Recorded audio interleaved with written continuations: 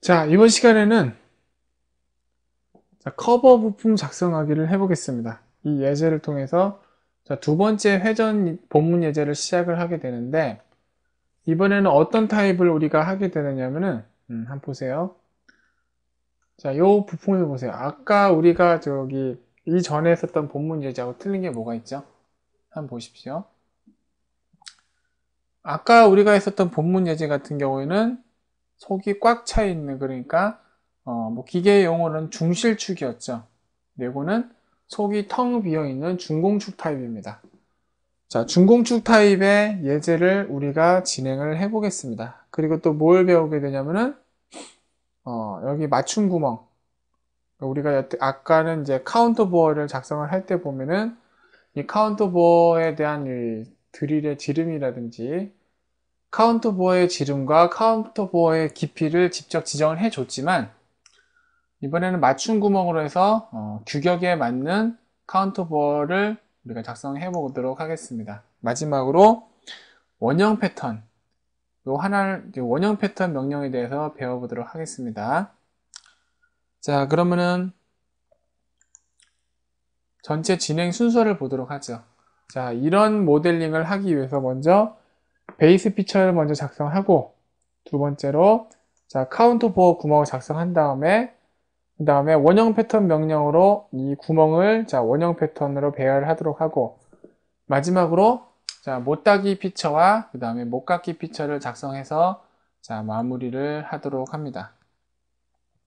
자, 그럼 그것을 하기 위해서 인벤터에서 새로 만들기, 그 다음에 standard.ipt를 더블 클릭해서 새로운 부품을 열도록 하죠.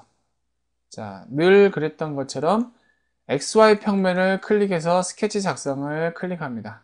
자, 그러면은 처음은 똑같아요. 전체 길이에 해당하는 선을 작성해서 중심선으로 바꿀게요. 전체 길이가 얼마죠? 도면을 보면은 15죠. 그래서 선 명령으로 전체 길이 15짜리 선을 먼저 작성하고, 그 다음에 이 선을 중심선으로 바꿔준 다음, 그 다음에 일치 구속 조건으로 이 선의 중간점과 그 다음에 여기 원점을 클릭해서 서로 일치시켜 놓도록 하겠습니다. 자, 그 다음에 이제 두 번째는 어떻게 하냐면은 이런 프로파일 그릴 때 보면은 이제 그 대략적으로 꾸불꾸불 그리다 보면 나중에 보면은 치수를 넣다 보면 프로파일들이 막 이리저리 꼬이기 시작해요. 우리 그 전에 했던 예제들을 하면서 전체 크기를 우리가 어느 정도 감을 잡지 않고 프로파일을 작성했더니 선들이 요리조리 꼬였었죠. 그래서 어느 정도 전체 크기에 대한 맥락은 보도록 합시다. 그래서 선 명령으로 전체기에 이제 이 선을 하나 그려요. 이 선은 뭐냐? 도면에서 보다시피 이 최외곽선입니다, 이게. 그래서 치수 명령으로 여기서 여기까지 치수를 줍니다. 70으로. 그러면은 내가 이 영역 안에서만 프로파일을 그리면은 프로파일이 꼬이는 일이 많이 발생하지 않고 잘 그릴 수 있겠구나, 볼 수 있게 됩니다. 그리고 이걸 그려보죠. 이 형상을 그리는데 이 안에 것까진 그릴 필요 없겠죠. 이거는 나중에 구멍 명령으로 그리는 거니까요. 그래서 우리는 어떻게 하느냐면 이거 빼고 못깎기 빼고 못따기 빼고 나머지 형상을 그려봅니다. 선 명령으로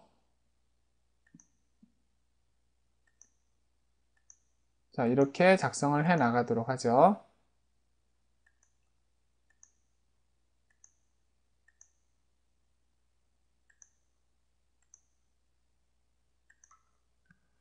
이렇게 그려졌나요?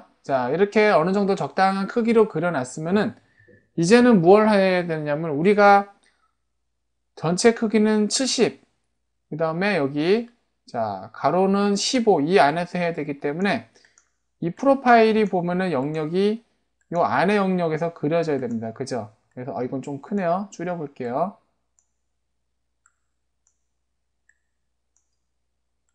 그리고 이 최외곽하고 이 최외곽이 요 점 끝으로 이게 벗어나면 안 되겠죠? 그래서 어떻게 했느냐? 얘가 요 바깥으로 벗어나지 않게 하려면 어떻게 되겠어요? 자, 수평 구속 조건으로 이 끝에 점과 요 끝에 점을 이렇게 자 수직선상에 놓아 보도록 합시다. 여기도 마찬가지로 이 선의 끝점과 여기 끝점을 클릭해서 자, 이 밖으로 벗어나지 않게 맞춥시다. 그럼 어떻게 돼요?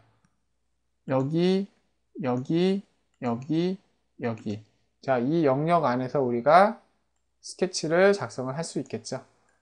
자, 그런 다음에는 제일 작은 치수부터 작성합니다. 이제 우리가 전체 크기에 해당하는 15와 70으로 해서 제일 큰 이제 치수를 작성했지만, 이제부터는 스케치의 꼬임 현상을 줄이기 위해서는 제일 작은 치수부터 작성을 해 나가면 될 것입니다.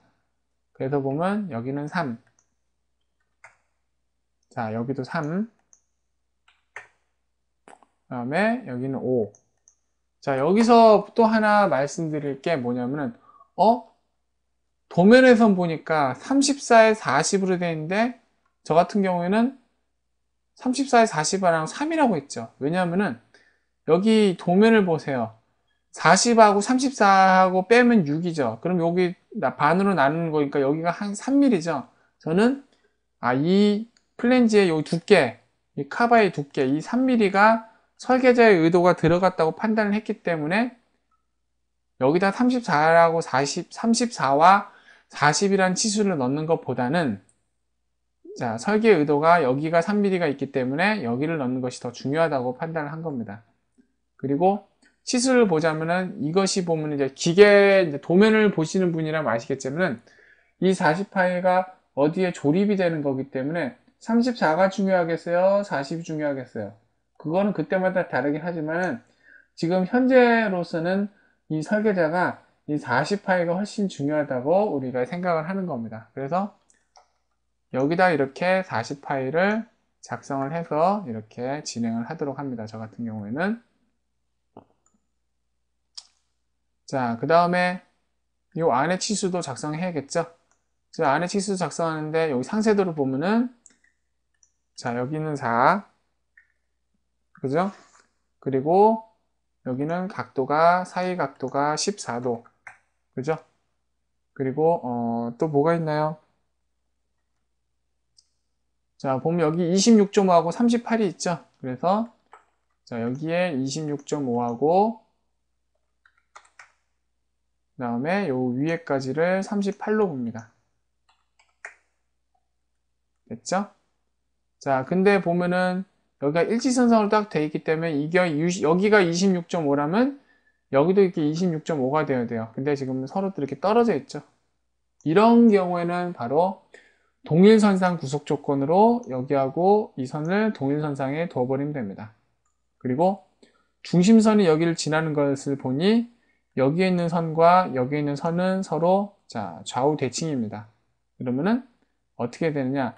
자, 구속 조건 중에 보시면은 대칭 구속 조건이 있는데 이 대칭 구속 조건은 뭐 쓰실 분이 한번 써보세요. 대칭 구속 조건은 자, 이렇게 하는 겁니다. 두 개의 객체가 중간에 중심선을 기준으로 대칭 상태에 두는 것인데 그래서 이렇게 하시는 분이 많아요. 여기다가 중간선을 하나 이렇게 그려가지고 대칭 구속 조건을 클릭해서 이 선과 이 두 개의 선을 여기 중간에 있는 중심선을 여기 기준으로 이렇게 둡니다. 그럼 이 녀석은 좌우 대칭이라는 구속 조건을 가지게 돼요. 이렇게. 근데 자, 이렇게 두게 되면 문제가 뭐가 발생하느냐면은 쓸데없는 선이 하나 이렇게 늘어나게 되죠. 그죠? 그래서 뭐 쓰실 분이란 말리지 않겠는데 저 같은 경우에는 그렇게 하지 않고 자, 그렇게 하지 않고 어떻게 하게 되느냐? 이 두 개의 선을 자, 동일 구속 조건을 이용해서 이 두 개의 선의 길이를 같이 맞춰버립니다. 이렇게 되면은 자, 피타고라스의 정의에 의해서 자, 같은 선상을 지나는 자, 두 개의 선이 길이가 똑같기 때문에 좌우 대칭 형상으로 둘 수밖에 없게 됩니다. 그렇죠? 자, 그리고 마지막으로는 자, 보면은 한 개의 치수가 필요하다고 지금 나와요. 스케치가 완전 구속이 되지 않았습니다. 자, 이 녀석을 마지막으로 완전 구속을 시키기 위해서는 어떻게 되느냐? 자, 제가 스케치가 완전 구속이 안 됐을 때는 어떻게 한다고 그랬죠? 첫 번째, 완전 구속이 안 된 녀석의 선이나 선 끝에 점을 클릭해서 동그랗게 자, 돌려보면은 구속이 안 된 방향으로 일정하게 움직이는 것을 볼 수 있습니다. 지금 같은 경우는 이 녀석이 좌우로 움직이니까 그죠? 여기 중간에 있는 형상이 위치가 좌우에 대한 위치가 정해지지 않았구나. 그렇게 판단하시면 되겠죠. 자, 그러면 어떻게 위치를 줄까요? 자, 도면을 보시면은 여기 5mm라는 게 있죠. 이 5mm는 무엇이냐? 여기 중앙을 지나는 중심선에서 이 끝까지 5mm라는 겁니다. 그러면은 내가 요 끝에 요 점하고 점에서 여기까지 치수를 하나 주면 되겠구나. 근데 그러려면 이렇게 하시면 됩니다. 점 명령으로 이 선의 중간점에 점을 하나 찍어주고 그 다음에 치수 명령을 클릭해서 이 점과 자, 여기까지 5mm라고 이렇게 주면 되겠죠. 자, 이렇게 되면 스케치가 완전 구속이 될 겁니다. 자, 그런데 한 가지 방법을 더 생각해 봅시다. 무슨 방법이냐면 지금 여기 5mm라고 되어 있는데 여기 보니까 이 단위 10mm예요. 무슨 얘기냐? 여기가 10mm라는 얘기입니다. 그래서 물론 설계자의 의도에 따라서 5mm가 이게 5mm가 될 수도 있고 6mm가 될 수도 있지만 이런 설계의 의도도 있을 수 있겠죠. 무슨 의도냐면은 그 치수를 넣다 보니까 각기 치수를 잘못 넣어서 그렇지 사실은 이 안에 있는 이 형상은 여기에 딱 중간에 와 있다. 이런 컨셉을 두면 어떻겠습니까? 그죠? 자, 그러면은 이거는 나중에 얘가 요걸 지우고 생각해 볼게요. 여기가 10mm였을 때, 그죠? 그러면 여기가 뭐 12mm로 변하면 얘가 6mm로 변화하겠죠. 그죠? 지금은 그렇게 돼 있지 않죠? 그래서 그 컨셉을 만약에 맞춘다고 하면 이 치수와 이 점을 지워버리고 그 다음에 수직 구속 조건을 클릭해서 여기에 중간점과 여기에 중간점을 이렇게 맞춰버리면 어떻게 될까요? 이 형상이 이 수직 구속 조건에 의해서 정중앙에 놓아지게 되겠죠. 자동으로. 그렇죠? 자, 요거는 설계자의 의도가 어떠냐에 따라 달라지니까 이게 절대적인 방법이다라고 생각하지 마시고 그때그때 여러분의 판단이 좌우하게 됩니다. 자, 그러면 여기까지 되었으면은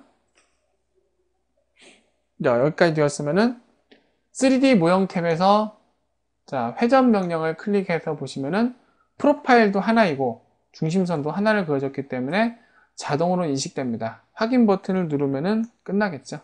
자, 이렇게 해서 베이스 피처가 작성이 완료가 되게 됩니다. 자, 일단 여기까지 한번 해볼까요?